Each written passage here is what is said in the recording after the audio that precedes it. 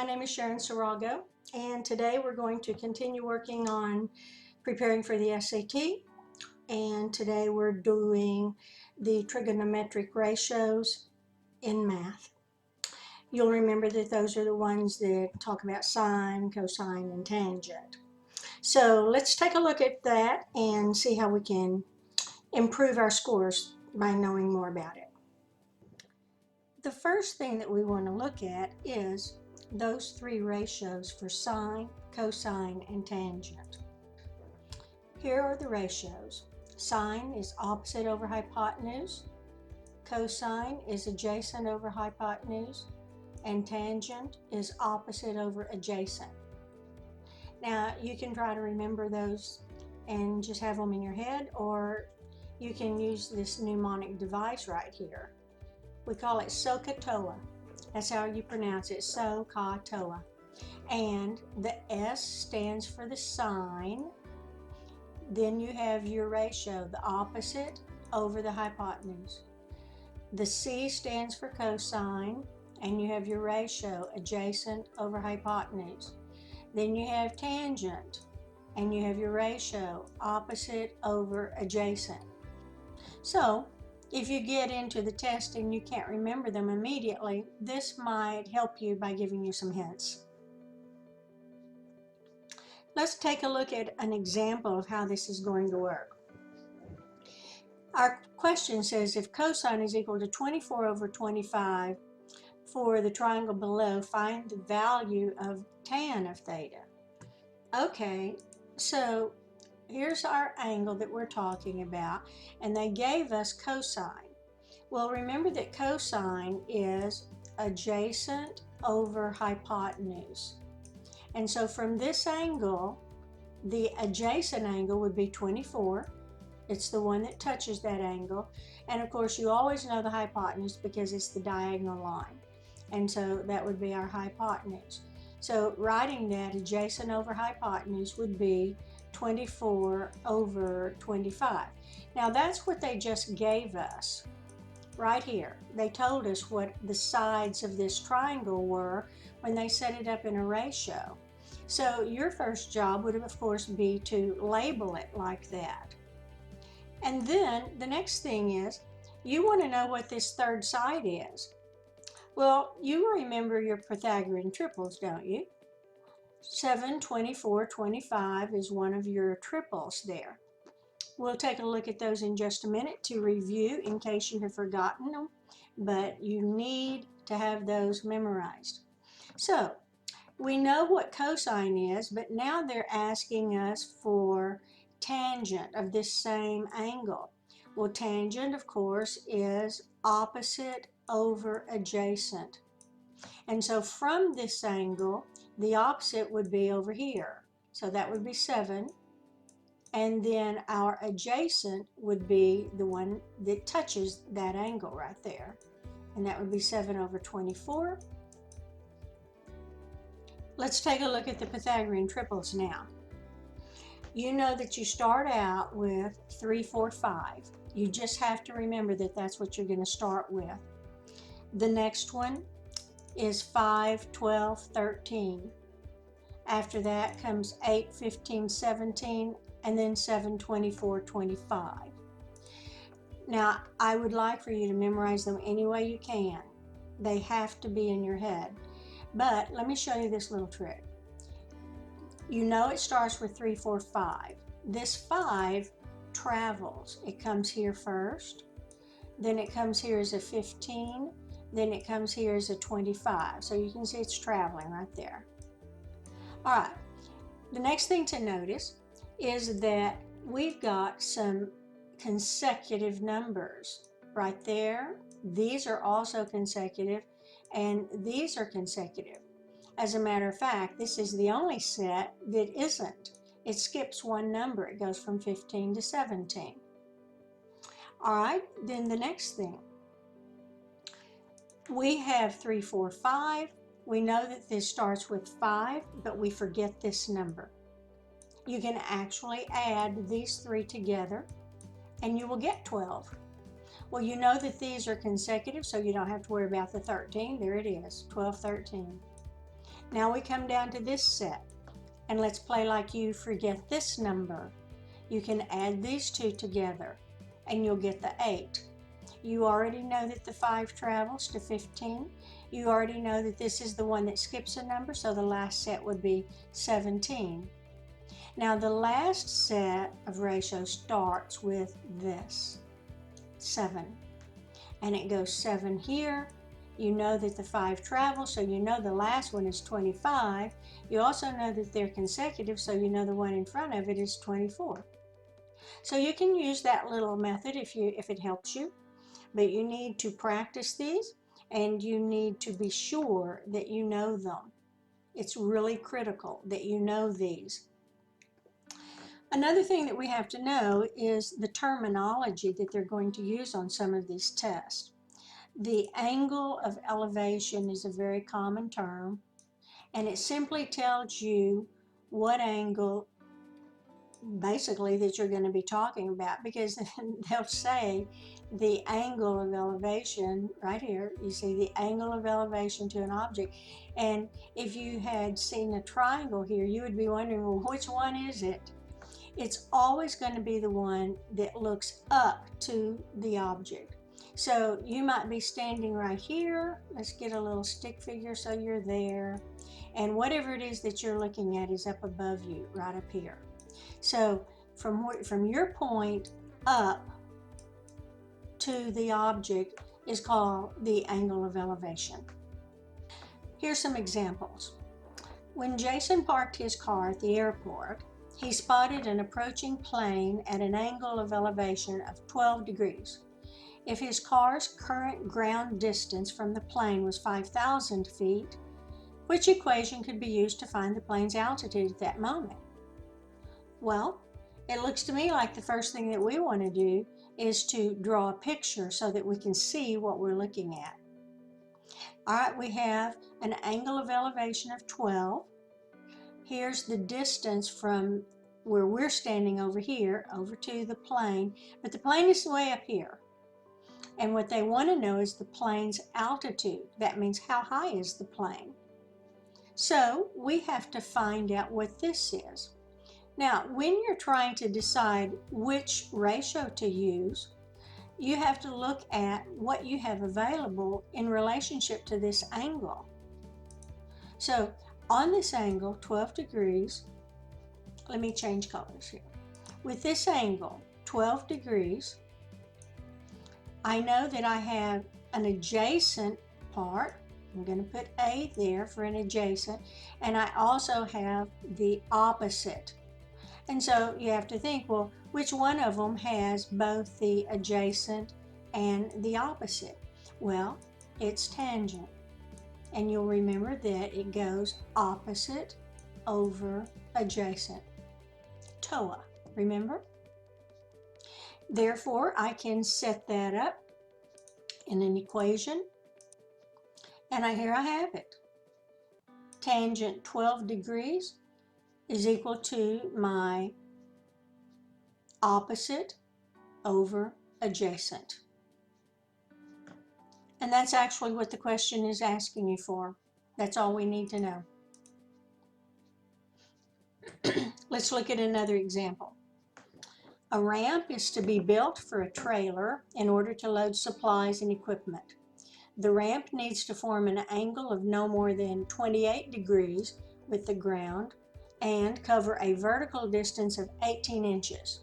What must be the minimal horizontal length of the ramp to comply to these requirements? First of all, we need a picture. And there's our picture.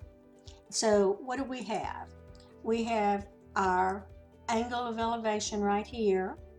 We were given the opposite, and we want the adjacent, and that is the formula for a tan ratio, tangent.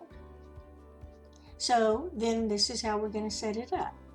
We'll say tan 28 is equal to, and there's your ratio, opposite over adjacent, 18 over x. Now from here, you have to know that in order to find this tangent 28, you've got to do it on your calculator. So you just simply go onto your calculator, find the key that says tan, punch in tan 28, and then this number will pop up, 0.5317. When you do this, you want to be sure that you use all 4 of these digits that come up. Do not try to round off until you get to the very end. And so now we've got our number, which is the same as tan 28. And so we're substituting that here. We put our equation in, and then we just simply solve for x. And we will get 33.85 inches. Let's look at another one. This one says, find the value for cosine theta for the triangle below. All right, well, first of all, here's our angle that we're looking at. What information did they give us? I see an adjacent, and I see, well, this is the hypotenuse, so when you're looking at this, if you put some little eyes there, you're looking at this side, and so that would be the opposite. So do we have an A over O?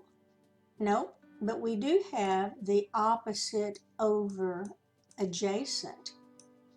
This one is asking us for the cosine of this angle. So what does cosine mean? Remember, it was so ca, that would be adjacent over hypotenuse. Well, I have an adjacent, I have an opposite, but I do not have the hypotenuse. So I have to know how to find that. Remember we talked about the Pythagorean triples? Well, this is where they come in. So I'm looking at 24 and 10, and those don't really mean too much to me, except that I know that all multiples of triples are also going to be in that list. So remember we had one of them that was 5, 12, 13. Well, what if I doubled all of those by 2? Then I would have 10, which is there. I would have 24 here, you see? And so I know that this one would have to be 26 because they all 3 would have to be doubled.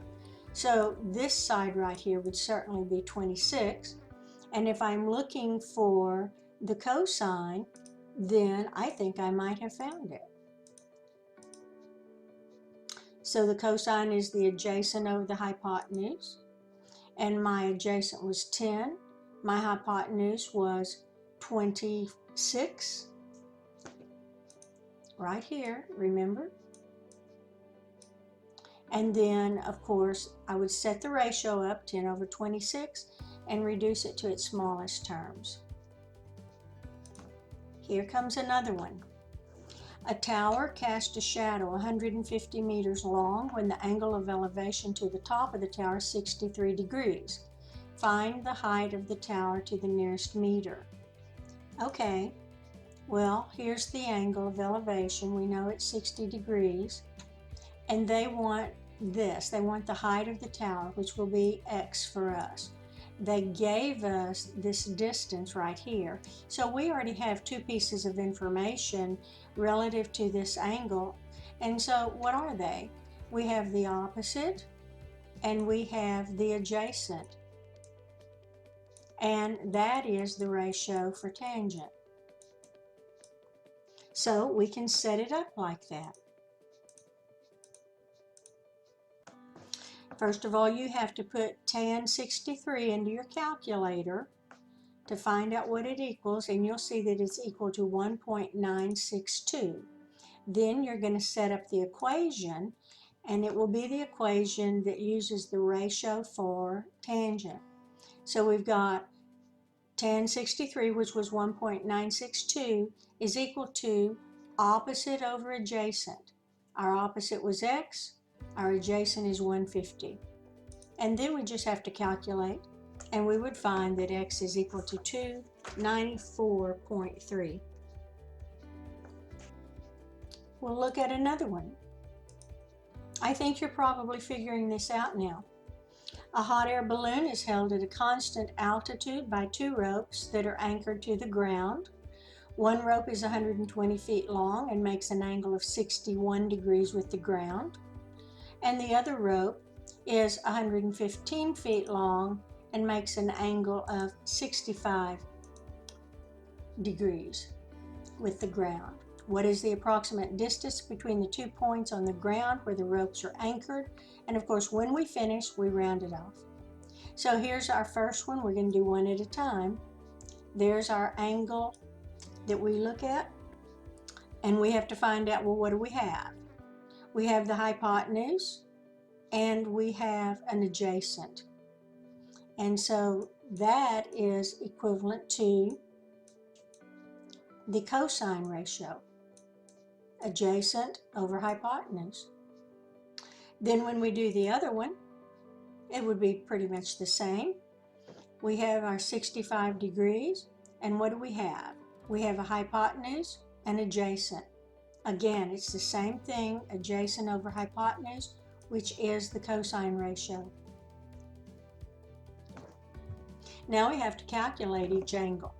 So first of all, we're going to put 61 degrees, cosine 61, into our calculator, and you will find out the answer for that. It is 0.484. Then you're going to substitute that for cosine 61 degrees, and then you follow up with your ratio, x over 120. Solve for x, you get 58.1. We'll do the same thing for the other side. We start with cosine of 65 and set up our ratio, which is adjacent over hypotenuse. Then we punch 65 into our calculator. Cosine 65 is equal to 0.422. Then you substitute that amount there for your cosine. Continue with your formula, your equation, and you will find when you solve, x is equal to 49. Now you know that's not what they asked for. So they wanted this distance right here, the whole thing, and therefore it would be necessary for us to take this and add it to this, and of course we would get 107. This is the last example that we have. You're going to find that the rest of them in your book are pretty easy in comparison to these. Okay, a person standing on the street looks up to the top of a 60-foot building. So I know that the height is 60 feet. I've already put that down. And the angle of elevation to the top, so I have to find the angle that looks up, is 18 degrees. Well, there's one, but look here, here's another one. This is the one that's 18 degrees. She then walks 97 feet further away. So from this point right here, once I find this, she's going to turn and walk away again and add 97 feet to that. And her angle of elevation then is 12 degrees. And the question is, how far away from the building is she when she makes her second observation? So this is what they want, right here, the whole thing. Well, we have to find this before we can find anything. So let's just concentrate on that one little part. First of all, same as we've been doing the whole time, we look at this angle and we say, well, what do we know that's relative to that angle? Well, we have an adjacent side and we have an opposite side. And we know that the tangent ratio is opposite over adjacent right here. And so we'll know how to set that up. The opposite was 60 and the adjacent was unknown. So we'll just put x there. We have to put tangent 18 degrees into our calculator so we can find out how much that is. We find out that it's 0.3249. We can take that 9 and round up to 0.325. Then go ahead and set up our ratio of opposite over adjacent, which for our information is 60 over x. And then we solve for x, and that would be 184.6. And what did they want to know? We always need to go back. They're not always solving for x. They want to know how far it is from here to here. They want the total distance. Therefore, we can round this one up to 185 and then just simply add this, the 97, and we'll get our answer, which is 282. Very easy. You'll notice that you didn't need this at all. So why did they give it to you in the first place? We don't need it. The College Board is giving you a test and they're trying to find out the child geniuses. They're not going to try to make it easy for you. So they will give you sometimes information that you don't need, trying to fool you and make you think, oh, well, how am I going to use that? Well, maybe I'll do that first. All kinds of things. So be very observant. Sometimes you don't need everything that they gave you, and this is one of those questions. Well, I think that's enough information for you to finish up your assignments in this book. The other questions are really very simple in comparison to these, and I think now you should understand them. Of course, if you don't, when you get to class, you can ask me questions over them. So good luck in studying. This might be a new thing to you. I hope that you'll get it, and we'll be sure to talk about it when we see each other again. See you later. Bye-bye.